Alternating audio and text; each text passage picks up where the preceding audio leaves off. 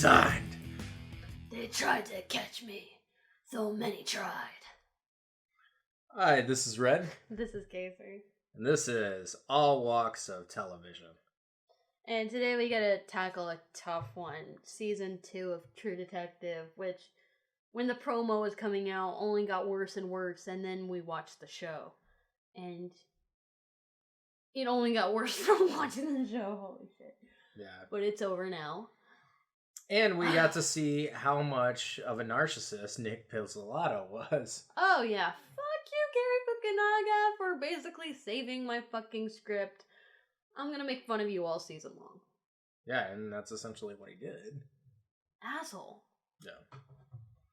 So, unlike True Detective Season 1, having 2 protagonists, this show decided, fuck that, we're having 4. None of whom I cared about, even Colin Farrell half the time, and he was the only one even a little bit interesting because he's Colin Farrell. Yeah. But it's partly because he had the Christian Bale Batman voice going on the whole time. Oh, yeah. Yeah, that's like the new thing. With a southern twang. Yeah, everyone's trying to do like their best Batman impersonation right now. That's definitely a thing in Daredevil. Like, the real war in Daredevil is, who has the better Batman voice? Well, Daredevil is essentially Batman anyway, so... No, I know, but it's like Daredevil and that one dude, what's his name? Vincent D'Onofrio? No, what's his name? Fisk, yeah. Yeah, that's played every time by they talk Vincent to each D'Onofrio. No, I know, but like I meant the character name. Okay. Because it really is a thing of like Daredevil versus Fisk. Who has the better Batman voice? I have the better Batman voice. No, I have the better Batman voice. It's All right. a thing that people are trying to do. All right, so on to True Detective Season 2. So, True Detective Season 2 was based on a real city in California called Vernon. And for obvious reasons, they changed the name because Vernon was known for a lot of political corruption. You know, corrupt cops, and it was like a really small town. If you are interested in the idea of Season 2, there's actually a great podcast that came out as an accompaniment to Season 2 called Welcome to Vinci, which talked about the city of Vernon and all the corruption that was going on. Nice. Which included no journalist was beaten up, but there were journalists that were like stalked. Wow. Yeah. So yeah, I mean it was some pretty shady stuff, and plus politicians were like buying out the police. And... yeah. So what else is now? Oh, yeah. For the actual show itself on its own merits. Yeah. I'm gonna say the fest. biggest. Yeah, I'm gonna say the biggest problem with Season 2 was that casting director needs to go the way of the fucking dodo. She needs to like go away. Yeah. Because it wasn't the same casting director for this No, season. it wasn't. And she was terrible. Yeah, pretty much everybody was really miscast. Especially Vince Vaughn as your mob boss, which, okay, first of all, one of the most poorly written characters I've seen in a long fucking time. Yeah. But Vince Vaughn could not pull that shit off. Somebody could pull that shit off. A really good actor could, but Vince Vaughn is not the best serious dramatic actor. Lord knows he keeps trying, and like, he's a cool person, and I don't really find him that funny, but you know, whatever. He plays the straight man in a comedy. That's like what he does. No, and I it know. Works in comedies, but like he could not do like this 40 style, but super slow without the 40s pace. Like really odd, disjointed dialogue. Like he could not pull that shit off. And to be fair, yeah, his script fucking sucks. Well, also really he was bad. He was given like Yoda. He was given lines that sound awkward just on paper. Yeah, exactly. Like lots and lots of punctuation, no real subjects. You know, they're all really short. It's like, let's make every sentence 5 words or less. You know, the Mexicans, they're coming, sort of thing. Like, But that was everything he ever said. It was super awkward. Oh my god. That just made me think of, wow, we had a Mexican standoff with actual Mexicans. And I'm just my god. I'm just like, oh my god. And this... Shut the fuck up. Yeah. Shut the fuck up. I mean, really, the only reason why Colin Farrell was even a little bit interesting is because he was given, like, the hilariously fucked up lines, because he's the only person who can actually pull that shit off, even a little bit. Oh, you like bullying other kids? Oh my god, yeah. Yeah, that one. That line. Yeah, and then the cheese grater line. Mm-hmm. Yeah. Mm-hmm. Where I'm gonna tear you apart with a cheese grater. Starting with your dick or whatever. Yeah. Yeah, and then, I mean, Paul, what's his name? Do you know the name of the actor? Taylor Kitsch. Taylor Kitsch. Like, he really wasn't terrible. It's just, his I like staring off into space and beating up on gay people, even though I'm secretly gay, because... I forgot for, like, half the season that he had a pregnant fiance. I, like, totally forgot about that. Yeah, it was kind of one of those... super not interesting and had no bearing on the plot. I had a hard time following the show just because I was, like, not interested. Exactly, like, it was a chore to get through this well, season. It was super dense. It was super dense, too, because, we need to throw in all these plot points that nobody gives a shit about because we're not going to focus on developing anything. Apparently the plot points were so convoluted that people had to, like, resort to, like, Wikipedia and, like, Reddit and all this kind of stuff just to keep track of shit. Like, everything came down to the blue diamonds. What audience member gives a shit about the blue diamonds? Like, are you serious? Okay, we went from last season with girl murdered by cult with antlers stuck to her body and microwave babies to blue diamonds. Like, are you serious? Really? Blue diamonds. Yeah, what there happened? wasn't anything as interesting as, like, the man in yellow and all this kind of stuff. Yeah, the spaghetti monster, or the spaghetti head, or whatever his name was. Yeah. Yeah, I mean, even just from the script, I'm like, what the fuck, man? Like, you mean...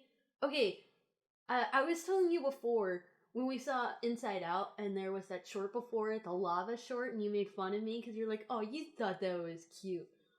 That's how easy it is to get me emotionally invested in something, okay? Even if I can, like, objectively say I don't like something, emotional investment is easy for me. Real easy.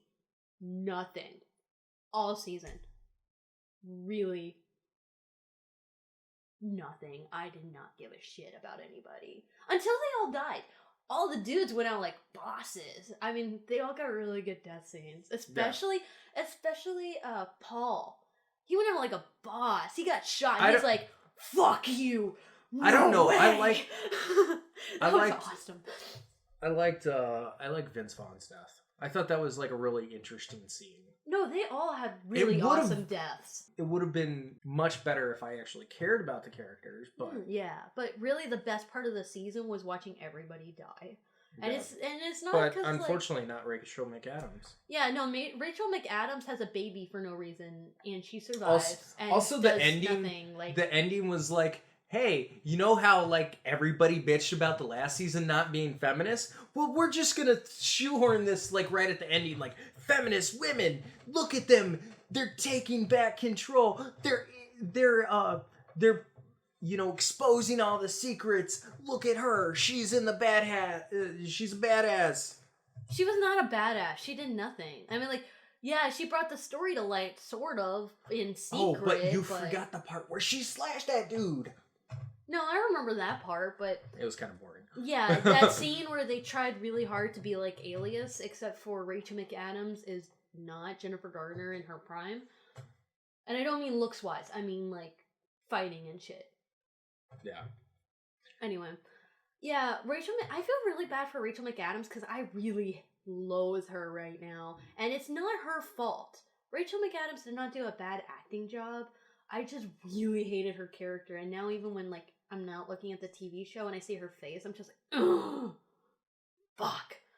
And It's not even her fault. It really isn't. It's just she was such a shitty character. Even though she liked anal, like, even still, that was not interesting enough. I'm anal, and I like anal, and I kind of like looking at porn, but I hate sex. No, she didn't like looking at porn. She was, like, trying to explore, because she's so prudish, apparently. She never really got into porn. So she gave it a shot, and she still didn't like it. Because women can't like porn. Fuck that. No. Women have to be into really weird kinky sex, but at the same time, put down other women for doing extremely safe webcam masturbation. So her journey was getting to the point where she fucks Colin Farrell. She fucks Ray. Oh my god, yes. Can we please talk about that for a second? Because besides the fact that having protagonists fuck for no reason is a huge pet peeve of mine, that never would have fucking happened in season 1. Like, that's the only thing where I'll be, like, super SJW and call, like, feminist bullshit on this is there's no fucking way in season 1 you would have had Matthew McConaughey and Woody Harrelson fuck, because that would have been a lot more interesting. But seriously, you had like these two people who did not go together at all, who had no real relationship, who had no fucking chemistry. Fuck so she could pop out a baby for no reason? Like, are you fucking kidding me? A, what garbage, and B, wow, what a way to make it, like, super not sexy, too. No. Like, at all. Just dead. No chemistry. Oh, man. This shit was bad. This season was... We got that one episode that was semi-decent a little bit. We were like, oh my god, maybe this will get better. And it was better. Episode 5. The first one without fucking Justin Lin at the helm. And it was a little bit better, but... Yeah, Justin... Here's the thing, like, say what you will about the Fast and Furious movies or whatever. Like, he's an action director. And True Detective is not an action show. No, it isn't. And the action scenes were terrible when he was behind the helm.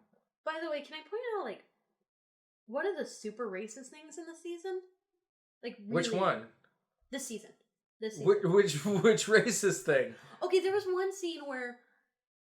it's the scene before the big shootout, and you had this reporter telling a news story about how they're trying to get metro lines into these really impoverished areas because poor people need to commute to work. Yeah. Which had no bearing on the plot and had nothing to do with anything, except for in that gunfight, it was entirely centered around shooting up a metro bus, as if to say, see, this is why you guys don't get nice things. In a really Mexican neighborhood. That's why it was racist. And I was just like, wow! Fuck you, show!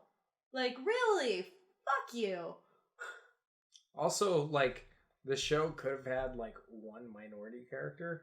If you're gonna have, like, 4 characters, they're, like, really fucking white and really fucking boring. Yeah, and throughout the whole season, Vice kept coming out with article after article, and all of the articles were written by different people, so they all entirely opposed each other. But at one point, someone somewhere said, like, except for the fact that at the beginning of the season, Rachel McAdams smokes robot dicks, there was nothing to make it feel modern. And yeah, I have to agree. None of that shit felt like 2015. No, it felt like It felt old. It felt like 70s. For no good reason. It felt like 70s doing an impression of 50s crime drama. Yeah. Yep.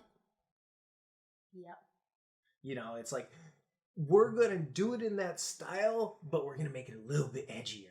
Because we're the 70s.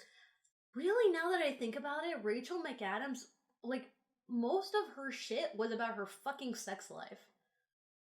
Yeah. Like, how does she like to be fucked, and who is fucking her, and sexual harassment charges, and old boyfriends, and having sex with Colin Farrell. Like, really? Can she please be like anything else? I mean, as long as she's going to be a dude anyway. Sex was a big theme in this season. There was Colin Farrell having to deal with plus, I disagree with you. I'm pretty sure that whole thing about her forgetting those 4 days was that she got raped. I'm pretty sure that's what it was. Okay. Especially, like, considering the fact, like, her sister's a prostitute, but she's really against sex. and she was talking about how she felt so happy because someone called her pretty. I'm pretty sure that was supposed to be about rape. Was her sister a prostitute or a cam girl? Well, she knew, like, everything going on with all the prostitute parties and shit, so I'm pretty sure she... Was she tricking or was she camming? I'm pretty sure she did some tricking. Okay. Like, at the beginning, I was like, what the fuck are you coming down on her for? Webcamming is pretty much the safest thing you can do. But I'm pretty sure by the end of it, they were like, yeah, she was tricking. Yeah, because, I mean, like, I don't know. If you find, like, something wrong with webcamming, there's probably something wrong with you. Because, like, that's what I was thinking. Somebody paying a woman money to watch her masturbate is pretty much the safest... On camera. Yeah, where you don't know where they are. Yeah. I mean, it's like the safest fucking thing. I mean, like, you know, if you're against no that... risk like, of violence, no risk of rape, no risk of getting robbed, no risk of fucking STD, harassment. No risk of harassment. Because No, that's not true, because you're still on the web. If anybody, like, knows who you are in real life, like, around you, they can totally harass you, but... Yeah, but seriously, even but like Taylor Kitsch, and shit like that. But even Taylor Kitsch being gay, like he fucked his mom. He fucked his mom. He had a pregnant fiance, and he was gay, and he had sex photos taken about him, and he still had more to his character than Rachel McAdams did. She was still like way about her fucking sex life. There was so much shit thrown in 8 episodes that it was hard to keep track of. Yeah, it was hard to actually follow the storyline. But it was funny because, like, the pacing was slow as fuck. And like, how is there so much story when the pacing is slow as fuck? Yeah. And, like, they don't bring up half the shit later on. Like, you know, stuff gets added and then dropped. And then, like, the person who got their eyes burned out just turned out to be like a copycat crime by one of Paul's men. I mean, yeah. And by the way, what's Vince Vaughn's character's name? The main dead dude in the whole season who haunts the season like a ghost was named Casper. Yeah, get it? Fuck that shit, man. No, like, man, this season was really bad, and I blame a lot of it on bad direction. And I blame a lot of it on bad direction, but I will say Vincent Vaughn's awkward coffee drinking scenes could have been fixed. Well, that was partly sound design too. Yeah, it was poor sound design, and it was like, who made the decision on set? Just give him an empty cup, it's fine. Why? Put something in there, damn. Yeah, that's a trend that I don't like of...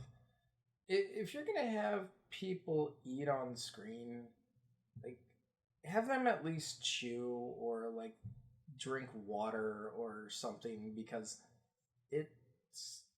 I know when there isn't anything in the cup. I mean, Vince Vaughn is an acting actor anyway, but he really cannot fake drinking coffee. Yeah, if there's one thing I've taken away from this season is Vince Vaughn can't drink coffee convincingly. No. Because I brought that up in our last podcast. He did that like another 2 times before the end of the season. Where I'm just like, what the fuck are you doing? Yeah. Super awkward. And at least Colin Farrell was sad with all that shit with his kid, who had no personality whatsoever. I'm just a boring kid that's fat, redheaded, and I like watching Friends. And I like doing models, but I like doing models because they kill people. Yeah. And they're just going to force me to eat pizza, and I'm going to eat it all awkwardly. My dad's going to put his arm on me. Yeah, I'm sorry. He was really painful character. I felt really bad because I felt a lot for Colin Farrell, but they I feel bad that your kid sucks. Yeah. Pretty much. Like, his kid really... And it wasn't even the actor. It's the writing. Yeah. I don't give a shit that he's fat. He was just really lame. I mean, if Breaking Bad can give you emotion to, like, a kid with cerebral palsy, like in the first episode, and I like like Walt not Jr. really a really joke. Liked Walt I Jr. like Walter Jr. too, and that wasn't like really a joke. I mean, granted, on the internet, anybody will make jokes out of shit, you know. Well, but, yeah. Breaking breakfast. Yeah, but yeah. But he had a real character, and I liked him a lot. He was actually one of my favorite characters on Breaking Bad. Was Walt Jr. Yeah, Walt Jr. was awesome. This kid was really cool. I liked him. Yeah, but no, this kid. I felt bad. I felt bad for Colin Farrell, especially the scene where his wife's like, "Oh, I'm gonna reveal to your son.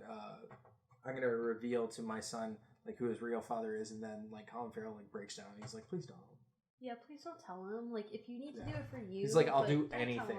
I'll do anything. Just don't tell my kid." And then he made that really awesome message that really made no sense for his kid. Yeah.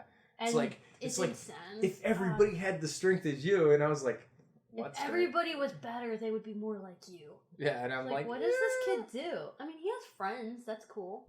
Yeah. But and then he went to the Redwood Forest to fight. And he message died, didn't send. Yeah. That was really sad. Also, like the scene where he discovered that the tracker was on his car, I thought that was a bomb. I totally thought that was a bomb. And plus, what tracker puts a fucking light on it? What tracker makes sure to put a fucking puddle directly underneath the car for no reason? Where did that puddle come from? Yeah, and like it wasn't like car leakage or anything like that. It was stupid. It was a puddle so he could see a reflection when there were no other puddles anywhere. That was super dumb. Yeah. There was a lot of dumb stuff in this season. Yeah, but mostly it was just the fact that I really didn't give a shit. Yeah. Yeah, it was like everything in the season was a red herring.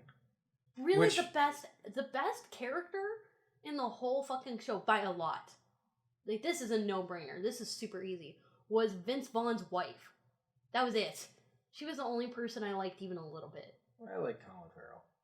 Well, I like Colin Farrell for being Colin Farrell, and I felt bad for him, but there were a lot of episodes where I'm like, wow, I don't even give a shit about you. Yeah, and then there was like this trend that like Colin Farrell and Vince Vaughn would like hang out in the restaurant, and I mean like in the seedy bar or whatever. Yeah, with the folk singer.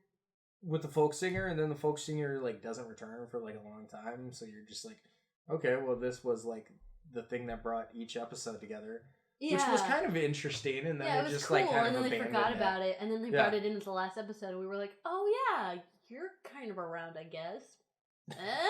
Yeah, and then like apparently the kids that went missing in the jewelry heist, like one of them got like really fucking angry, one of them turned into like a fucking prostitute, and another one, you know, was the guy who shot Ray. There were way too many characters. There were way too many people in the season. Yeah. Like, 4 protagonists is way too much. But then on top of that, you had so many side characters that I could keep track of who was who, but I was having a real tough time. I really was. It was hard because I didn't care. I can follow Game of Thrones real easy, and that's got a lot more shit in it than True Detective, but it's because it's interesting. Yeah, I mean... I can actually remember a lot of shit because it's memorable. Yeah. So... Memorably. Yeah. Yeah, it just was uninspiring and uninteresting and occasionally pretty incompetent, and the death scenes were awesome. And that was it. That was the like intro the was kind of cool. Yeah, it was cool that it kept evolving, even though I kind of thought they overdid some of the visuals that they did. Yeah. But I like the opening song a lot. I would just be like, dude, shut up, I'm listening. Yeah. So, that being said, yeah, we fucking hated this season. And if you like this season, please let us know. Now, for the next season, what could make True Detective Season 3, like, redeem itself? Well, fire the writer. I'm sorry, no, that's not going to happen. Cary Fukunaga saved his bullshit script the first season. I'm going to say it's not going to happen, unfortunately. Unfortunately, season 1 had a better script than season 2. It really did. Apparently, but... he had been working on that script for like years. Oh, so this was his Star Wars prequel. Well, no. Where he just kind of had to crank it out. Yeah, I think so. So, he had a whole bunch of ideas. He threw them all into a fucking blender, and that's what we got. Yeah. I would say, like,